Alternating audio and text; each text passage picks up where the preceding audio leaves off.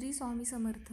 आषाढ अमावस्या आहे गुरुवारी, तर आपल्याला एक नारळाचा उपाय करायचा आहे. तर आता घरामध्ये पितृदोष असेल, वास्तुदोष असेल, लहान मुलांना नजरबाधा, इडापिडा जे पण काय असेल ते दूर होण्यासाठी एक नारळ घ्यायचा आहे आपल्याला. त्यावरती कापुराच्या वड्या ठेवायच्या आहेत. तर साधा कापूर घेऊ शकता किंवा तुम्ही भीमसेनी कापूर घेऊ शकता. आणि कापुराच्या वड्या ठेवून हा जो नारळ आहे, तर हा नारळ त्यावरती कापुराच्या वड्या पेटवायच्या आहेत आणि हा नारळ संपूर्ण घरामध्ये फिरवायचा आहे. आपल्या घरामध्ये पितृदोष असेल, वास्तुदोष असेल, नजरबाधा, इडापिडा जे पण काय असेल ते घराबाहेर निघून जाते. आणि हा उपाय करताना घराचा जो मुख्य दरवाजा आहे तर तो दरवाजा उघडा ठेवूनच उपाय करायचा आहे.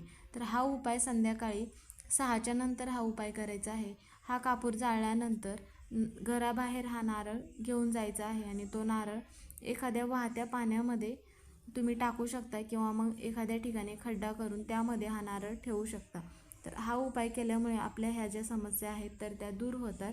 तर अमावस्येच्या दिवशी हा नक्की उपाय करा.